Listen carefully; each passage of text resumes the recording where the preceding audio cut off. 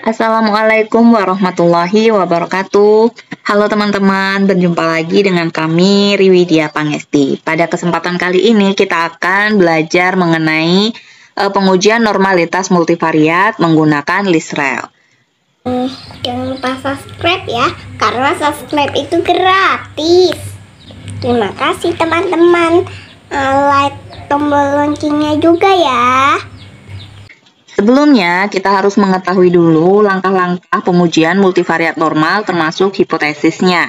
Nah, hipotesis dalam pengujian multivariat normal itu adalah H0 sama dengan data berdistribusi normal. H1-nya berarti kebalikannya, data tidak berdistribusi normal. Kemudian tingkat signifikansi yang digunakan adalah 0,05% itu di LISREL. Kemudian kriteria penolakannya tolak H0 jika nilai p-value-nya lebih kecil dari 0,05. Berarti kalau tolak H0 nanti data tidak berdistribusi normal. Jadi dalam pengujian multivariat normal ini harapannya p-value-nya H0-nya diterima sehingga data berdistribusi normal multivariat. Nah, nanti contoh output dari LISREL-nya adalah seperti ini.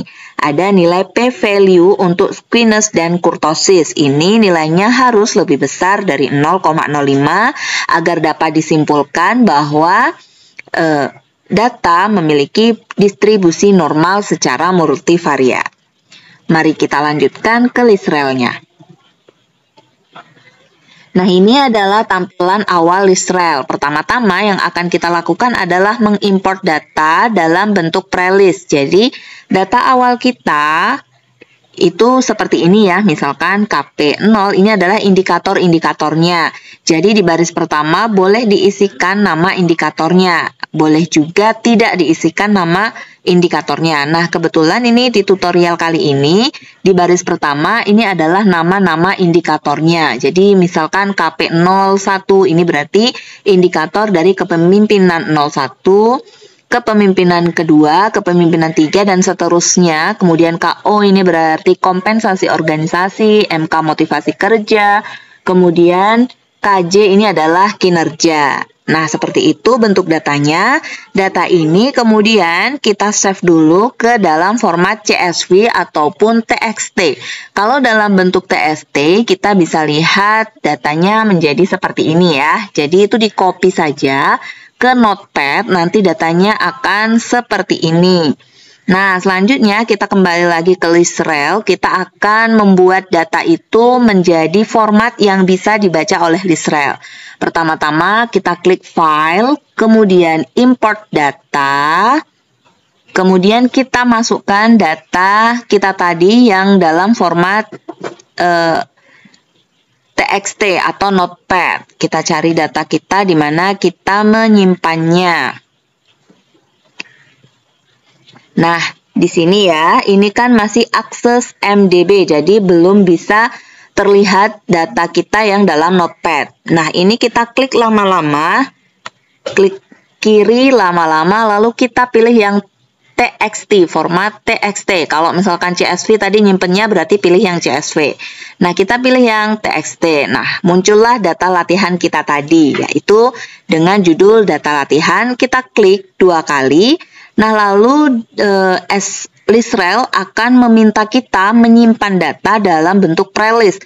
Kita simpan saja, ini tadi sudah saya simpan ya sebelumnya, tapi nggak apa-apa, kita rename aja ini datanya, kita replace, kita gantikan dengan data kita yang baru. Kita tulis data latihan. Nah, nama filenya itu terserah teman-teman sekalian ya, kita save saja. Nah, ini tadi karena saya sudah simpan, jadi dia minta di-replace, kita refresh aja, yes. Nah, tadi disebutkan bahwa data itu memiliki 20 indikator, jadi ini udah otomatis ya, langsung ditampilkan sesuai dengan jumlah indikator. Terus, nama ini di checklist, variable names at top of file. Tadi kan kita tuliskan nama variabelnya ya, pasti baris pertamanya. Kalau misalkan datanya tidak ada nama variabel atau nama indikator di baris pertama, maka ini tinggal diklik none.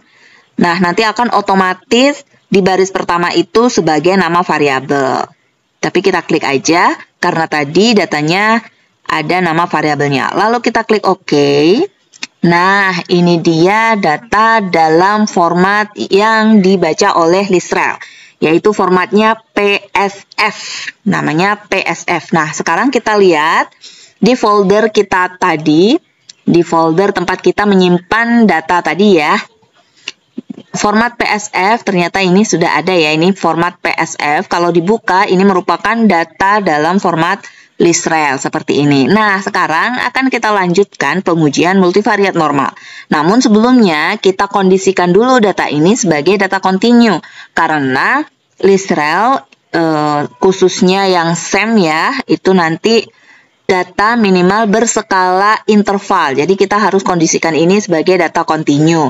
Klik data, lalu define variables.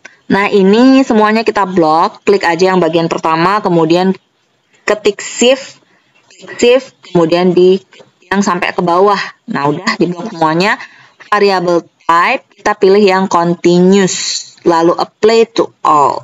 Kemudian oke. Lalu oke kembali. Nah, ini datanya sudah continue.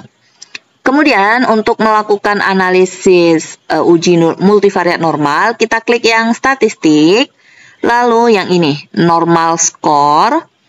Kemudian kita masukkan juga semua ini ya, indikatornya, semua datanya kita masukkan, kita blok dulu, lalu add. Nah, udah semuanya masuk ke sini, kita klik yang output option, kita pilih perform test of multivariate normality. Nah, ini kita checklist, lalu oke. Kemudian kita run.